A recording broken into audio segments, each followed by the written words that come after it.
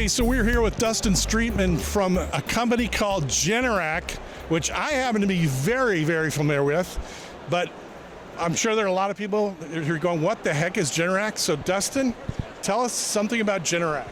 So what we do here is provide backup power for all sorts of applications, anything from luxurious homes to hospital, health organizations, telecom, industrial, and anything that needs backup power. We're here at the Cobb Galleria for the Atlanta Home Show, letting everybody know what we're about.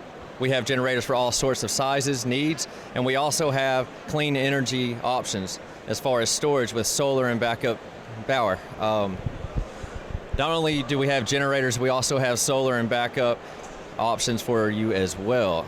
We can do the clean energy storage system, we can do backup generator systems. Anything you need to ask me today? Sure, so tell me about Generac. Are they a new company or have they been around for a while? No, they've been around since the late 50s, manufacturing Generac products here in the United States. This is the most popular brand preferred by homeowners by far, but we also have a stronghold on the industrial and commercial market as well. Okay, so my next question would be, I know you have different sizes of generators, and that typically, and correct me if I'm wrong, it's going to give you more time without the power. How does that work as far as, how long can I go without relying on the grid if in case there's a major flood where I'm at and I'm out for 2 weeks? So I have the two most popular types of generators that I have by Generac are residential grade and I have commercial grade. After that you do have industrial grade, but that's usually not fit for home applications just because of the hardiness comes with a much larger price tag. But I do have light commercial and residential grade. You have air cooled, liquid cooled. So if you're having a big struggle with long-term outages, I would say go with an 1800 RPM liquid cooled unit. They're a little bit higher grade than residential. They have a lower fail rate and they're more economical, more quiet. If you are looking for something just for normal outages, several days or less at one time, I would say go with the air-cooled options. They have a large array of different sizes, anywhere from a 10 kW all the way to a 24 kW. Obviously, that is the most popular choice because most people are just trying to get through an emergency outage when they have one. They're not looking for like some sort of daily use appliance. If it was a generator that you were looking to use like on a daily basis in an area where power isn't available, you'd be looking for a prime rated power unit. That's absolutely industrial grade. Okay, and where on the property is something like this typically going to be placed? If I have let's say I have a $5 million home, is it going to be right next to the home, or is it going to be away from the property, maybe 100 feet? What's the typical application? It's going to be all up to preference and local ordinances. So some ordinances, like around Atlanta specifically, let's say Sandy Springs, has a really strict screening ordinance. Some places you put a generator in, it can't be seen from a neighboring property, the street, or anywhere else that's in view.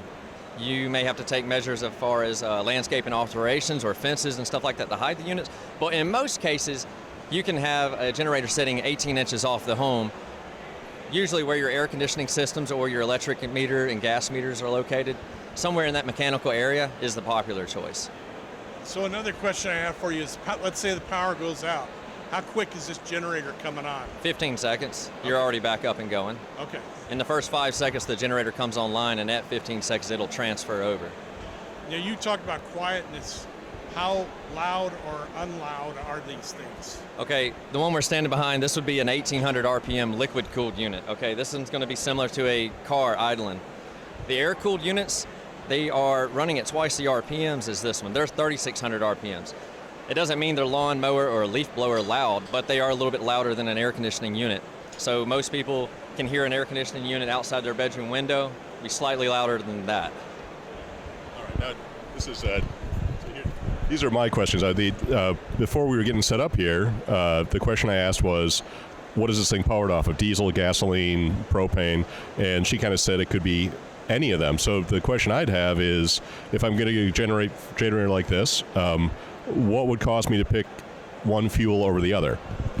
Well, certain applications would require natural gas or liquid propane, because you might not have a natural gas meter or a service at your location. You might resort to a propane, supplied unit. If you're looking for diesel, usually it's on, industrial plants that have access to diesel on site for other pieces of equipment. It's just convenience for them to just fill up as needed. So diesel would be like the third most popular choice. Natural gas is available. It's always number one choice because you don't have reoccurring times where you have to refill your tanks. You have that unlimited tap right there. You could run for a whole day, you could run for a whole week, 2 weeks, whatever it is. You're not going to run out of fuel.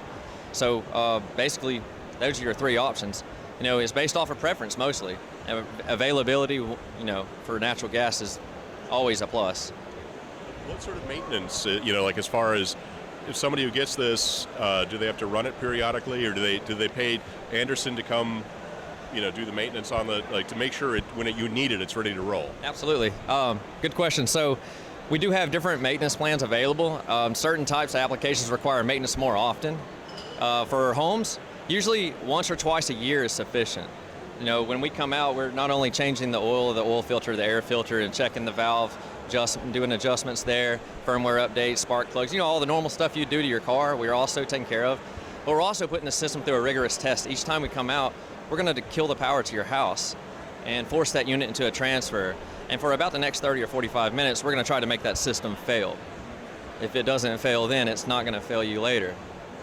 So outside of that, these systems are capable of giving you wireless updates through either Wi-Fi or 5G monitoring. So you have an app on your phone or on your dashboard where you can monitor the system, whether it's at your place of work or at home. You can receive updates, based on different messages the unit might need to tell you, like whether you're hitting a maintenance interval or whether you're faulting out for some reason, like a fuse is blown somewhere or a part is just completely worn out, something's not working right, it'll let you know. A question about Anderson. Now this is a Generac unit, of course. If somebody has an existing generator that's not Generac, can Anderson take care of other equipment that's already in place? Absolutely. Our technicians are not only certified in Generac, we're also certified in all the other major brands. So regardless of what system you have, we can take care of it. It's just Generac is the only system that we put in on new installations. So doesn't matter what you have, we can take care of anything. You buy a home, it's got a generator on it, you're not sure who can work on it, we've got it covered. Cool. That's all I got so far.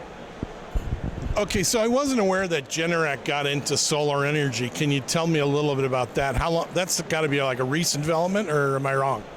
Yeah, so Generac actually brought this on last year. It's the clean energy backup system. So we have what's different than the traditional net metering, which is where you're selling your power back to the grid. What we have is a clean energy storage system. So you'll have panels on the roof, and you'll have a battery system inside with an inverter. And what you're doing is you're storing all that sun's energy into those batteries, and you're using those batteries during the peak hours of the day where your utility company's charging you more money. Or if you have brief times of power loss, you can actually use those batteries for backup power. Until they're depleted, you'll still have power in the most important areas of your home. That is pretty cool. I had never heard of that, but that is pretty cool.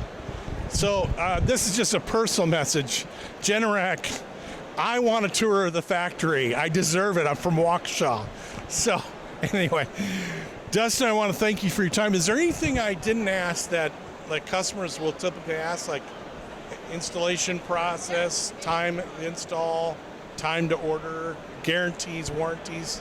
Well, there are all kind of different options. As far as warranties go, there's standard 5-year warranties, but we can also get the customer 7-year and 10-year warranties. For the little investment of what it takes to get those, I'd say it's a no-brainer to go ahead and get the extended warranties to keep your, investment protected.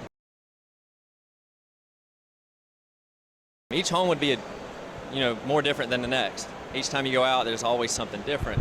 Whether that home is more reliant on gas appliances than electrical, which would result in a smaller generator, or if it's a totally electric home where the demand is so high, you have to take on a bigger system to give you the same amount of coverage as the guy with the gas appliances ruling over everything. So, it just takes a quick little assessment. It takes less than an hour. We come out, do the evaluation, size the generator, base it off the customer's needs, and what they're willing to invest for a system, and we tailor it around that and get the right system for the right person. And typically we can have the units installed in less than a day or two after, once we start.